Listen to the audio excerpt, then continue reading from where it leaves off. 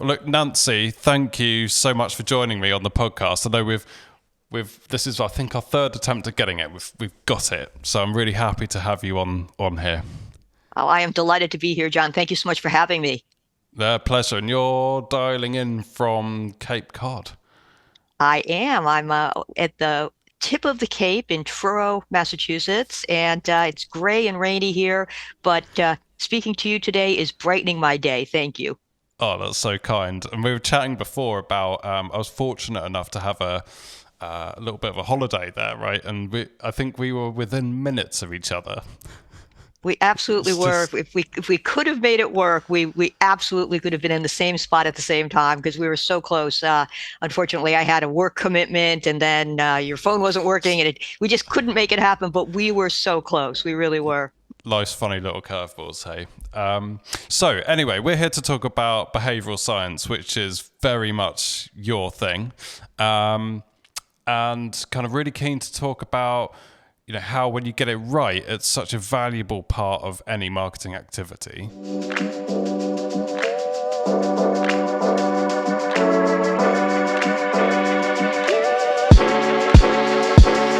And what sort Yeah. of clients are you working with now? Like, who do you tend to work with? What does your, I guess, like day-to-day consulting look like? So we've a tendency to attract clients in the financial services industry. I don't know Okay. why. I think it's like you get one and they refer you, and then you get a second one and then they Yeah. refer you. Yeah. So we have a number of them in the financial services and insurance industry. But we've also worked in education. We've worked in telecom. We've worked in not for profit. We've worked in some consumer goods, some high tech. So it really does kind of range. There are just a number of different categories we've worked in, but for some reason right now we've got a strong concentration in insurance and financial services. And it might be because those are more difficult products to sell. And so Yeah. those are the clients who are really looking for that extra advantage. And the truth is behavioral science is incredibly effective for marketing, but it's not like we can wave a magic wand and just make people automatically do what we want them to do. Like we're never going to get a 100% response rate. It's not going to happen. But the behavioral science does help us increase the likelihood that we convert people. It increases the likelihood that people will open, read, and respond, and that's the advantage of it. How do you start to gather that information and enough information and the right information for you to be able to start kind of planning your next steps? Yeah, it's a good question. And I think the answer, John, is there are a variety of sources. We interview the key stakeholders. So we talk to our client and people on the client's team. We review all of the research that they have, and they stay up to date on trends. And we take a look at some of their previous communications. We look to see if there are any little gems we can glean from things that they've done in the past. Oh, this seems to work. This didn't seem to work. Why might that be? Then we look at just, the industry trends, and then we do some research with both current customers and customer or prospective customers, so travelers who are using them, as well as travelers who could theoretically use them, but aren't using them. And then we start to, dig into that. And of course, the thing with focus groups, you always have to be careful when you ask somebody a question, they think they're giving you the honest answer, Yeah. but very often there are other factors at play that influence people's decisions, and people aren't always aware of them. That's the whole idea about behavioral science. And it's something that's, I think, very important for marketers to realize that Yeah. when you ask somebody, they'll tell you what they believe the answer is. They're not trying to deliberately mislead you, but very often they're not even aware that something else was there that was influencing their opinion, or their Interesting. decision. So, as we interviewed people who currently flew with this airport, as well as people who could have but didn't, we started to dig into that, and we started to kind of listen in between the lines to what we heard. And it's like there's what people were saying, and it's like, okay, they're saying this, but there's this underlying theme that keeps coming up, or there's this feeling that they seem to have, and a lot of times emotion is what's going to drive a decision. People make their decisions for emotional reasons, and then they justify those decisions to themselves and to other people around them. So we're kind of really paying attention to what emotions were coming up, and the moderator of the group her name was Kathy Hart. She's terrific. She really dug into like, well, how does that make you feel? Or what were you feeling at this time? Or how do you feel when this happens? And all of that, John, kind of combined gave us the material that we needed and the input that we needed to say, okay, here are a few different behavioral science principles that we think would be most likely to get the desired behavior. And we're right now in the process of developing the creative, and then we're going to get it out into the market and test it. That is, yeah, it's just absolutely fascinating, and it's almost to me that feels like a bigger challenge than just solving like a conversion rate issue. It's a real fundamental like positioning challenge, right? Yes, For yes. that particular airport. And then in terms of implementation, so what sort of like channels or activities are you getting involved with? Like, is it kind of broader like brand guidelines and repositioning work, or is it, do you get involved with specific channels, or is it just it depends and it depends on the scenario type thing? Well, often it depends on what the client is looking for. I shouldn't say often. It always depends on what the client is looking for, but often it is more conversion focused or demand gen focused. So we'll do a lot of email, landing pages, direct mail, which is we've got clients who never walked away from it. We've also have clients who are now coming into it brand new because they're hearing, oh, there seems to be some real traction that one can get with direct mail. But email, landing pages, direct mail, then web copy, social copy, and then sometimes even beyond that, more, more general things like perhaps a banner or a digital billboard or even a physical billboard or a flyer. But often it's the one-to-one communication, whether it's a email that's going out trying to convince someone to take an action, or a direct mail piece, or the landing page that either of those drives, a person to, or the social ad that then drives someone to a landing page. But we're very often it's in those areas where we're really exacting the most change. We had a client who was trying to sell car insurance, auto insurance. And so we did a direct mail piece for them. They had a really good control. It was doing incredibly well, but they said, you know what? We want to see what an outside perspective will bring. This was something that we developed in-house. We're going to come to you guys. You're the behavioral science experts. Give it your best shot. We're going to test what you come up with against our control, and let's see what happens. And we actually beat their control. We're now their new control. So that was, Amazing. not as big as the airport idea. It was a much more, we just want to get people to Like a buy specific car case. insurance, to Yeah, switch their yeah. car insurance to ours. And so it was a single channel. We only did direct mail for them, but it worked very well. We're their new control. Amazing. Congratulations. Thank you. That's really cool. So what mistakes do you see people making with behavioral science? Like, are there any, like if you parachute into a situation, perhaps they've been trying it in-house or with someone else, what are the common trends and things that people don't get quite right? Are there any common trends that you see? Yeah, I think one of them is somebody will try it once. They'll say, okay, that sounded interesting. I'm going to add some behavioral science to this ad or this email or whatever the marketing communication is, and they Yeah, don't see this huge difference. And so they say, all right, it doesn't work. And the truth of the matter is, in marketing, we live in a test and learn world, and yeah, yeah. very often tests don't pay out. We always learn something from a test. We learn what's going to work and what isn't working. So we always learn something, but we don't always get that immediate payout. And one of the mistakes I see is, someone will try something once. And they'll say, all right, it didn't work, so behavioral science doesn't work for us. And it's like, no, no, no, try a few things. That would be like sending out one email and not getting the big response you wanted and saying, okay, email doesn't work for us. Yeah. Maybe that's true, but it's probably not true. So one of the mistakes is you try it once and you say, not for me, when you don't see that big response.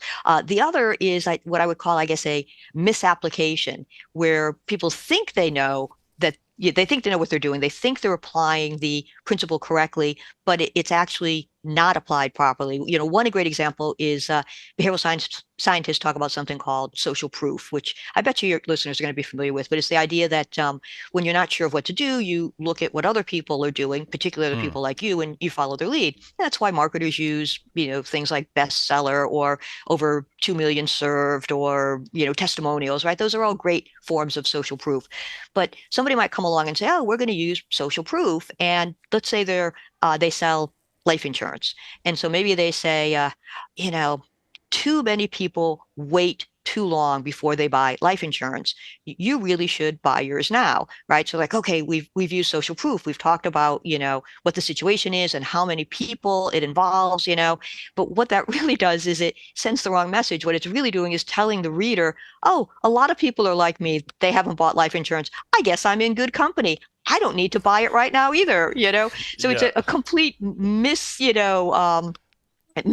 of the principle. And sometimes Yeah. that happens, where people, they think they've got it, but it's like, oh, no, no, no, you didn't quite do that the right way. So I think those are probably the two biggest things people need to watch out for, trying it Yeah. once and thinking, well, it doesn't work, or trying it but doing it the wrong way and not realizing that they actually inadvertently hurt themselves.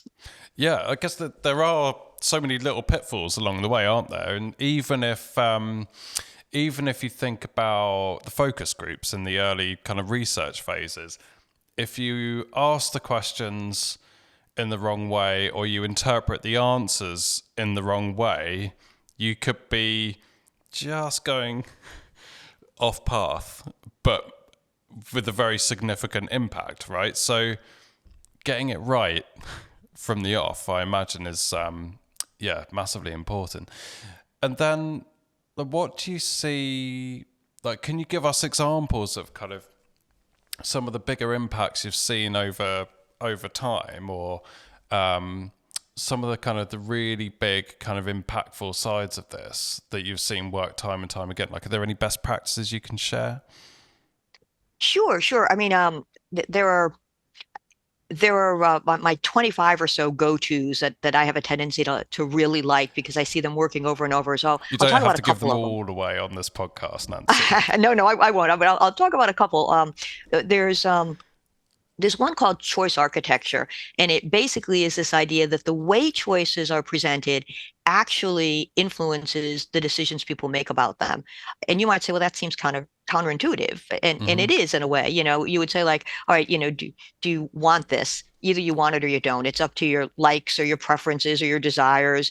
And but that may not be the case. It might be the way that this is presented that makes a difference. So I mentioned we do a lot of work in the insurance and financial services vertical, and we had one company that was selling what they call voluntary benefits. It's extra insurance that you can buy. It's not provided by your company, but you might want to buy accidental death and dismemberment insurance, or you might want to buy cancer insurance. And so you could buy it at work. The company would come in, but you'd have to pay for it out of your own paycheck. The company wasn't going to pay for it for you. And so first of all, we're selling well cancer and accidental death insurance. Who wants to even think about that, right? And usually, what they would do is they would send out an email and say, all right, employees, the representative from the insurance company is going to be here on such and such a date. You can make an appointment to meet with that insurance representative. You can hear about all of these different policies that you can get. And if you're interested, you can buy one, right? And so what would happen? Virtually nothing, right? Nobody would be signing up for the meetings. So we use Okay. choice architecture. We flip things around. And instead of saying the representative is going to be here, sign up for a meeting, we said the representative is going to be here and we have scheduled a meeting for you. John, it's going to be on this date, at this time, in this room. All you have to do is show up. And then, there was also a link in this email that went out that said, I need to reschedule. The time's not convenient. So what we did is we kind of switched things around. The initial way, the way that they had been doing it, required you to say, okay, I want to schedule this meeting. And that required effort. And who wants to talk about insurance anyway? And so very few people would. In the revised way, the choice was already made for you. It would require effort to get out of it, right? The easiest thing was to just show up at the meeting. You would have to take action to get out of Yeah. it as opposed to taking action to get into it. So they got a 418% increase in the number of people showing up at the meeting So, okay, no surprise. You just basically said, here's your meeting time and place, you better be there. But then they also got a 19% increase in the number of people buying these policies. Obviously, that makes sense. The more people that show up at the meeting, the more people will realize, oh, yeah, Yeah. that one is for me. I want that, you know? Yeah. But it was very simple. It was just allowing people to take the path of least resistance. Instead of having to take action to get into the meeting, it would require more effort now to just get out of it. So we used Yeah. choice architecture there, and it was, very successful for them. It's just really, it's fascinating just listening to how you talk and like think about approaching these challenges. So yeah, they're really cool. So to wrap things up, what would your one like biggest piece of advice be for someone who's going, I think we need to explore this a bit further? So I think the biggest takeaway is just to always keep in mind that people don't make decisions the way we marketers think they do. A lot of times we think if we can just get the right message to the right person at the right time, we've solved the problem. And what we're doing is we're missing the right way. We need to get the right message to the right person at the right time in the right way, which is in a brain-friendly way, because we think if we just give people the right information, they'll make the decision. But it turns out that there are often other factors at play that influence people's decisions. And those people aren't even aware of those other factors. But we as marketers need to be. We need to get out ahead of that and use behavioral science to our advantage. So I would recommend that people start to dip their toe into it. They start to get some information about it, start to test it, start to see what works for their individual market and their individual audience, and then, test and learn and build on it. But the key takeaway is, people aren't going to be making decisions the way we always think they have been. There are these other factors at play, and we need to get on board and start to use them. Amazing. Well, look, Nancy, thank you so much. And where can people come and find you? Where can people buy your book? Like, give us the where's Nancy? Sure, sure. So if you're interested in the book, it's called Using Behavioral Science in Marketing, Drive Customer Action and Loyalty by Prompting Instinctive Responses. It was published by Kogan Page over in London. So you can find it at the Kogan Page website. You can find it on Amazon, Waterstones, Barnes& and Noble, just about any place that sells good books. So I encourage you to check it out. 288 pages, 17 chapters, and over 25 different practical, actionable, easy to use right away behavioral science principles. You can find me on Facebook, LinkedIn, Twitter, X, whatever we call it these days, Threads even. And you can find me at HBT Marketing. That's the agency that I co-founded. HBT stands for Human Behavior Triggers. And you can go to hbtmktg.com. That's our website. We've got a lot of interviews and articles posted on the site that are great for learning a little bit more about behavioral science and how to apply it to marketing. And I'd love to hear from any of your listeners. Feel free to reach out. It would be great to connect, or if you have questions, send them my way. Fantastic. Look, Nancy, thank you so much for making the time. It was great to catch up and have a good chat on the podcast. Thank you so much, John. It's been the highlight of my day. I really have enjoyed it. It was wonderful to catch up, and it was wonderful to Very talk kind. shop with you. Thank you. All right, take care. Bye-bye. You too. Bye-bye. Thank you so much for listening. If you enjoyed that episode, please do come and subscribe.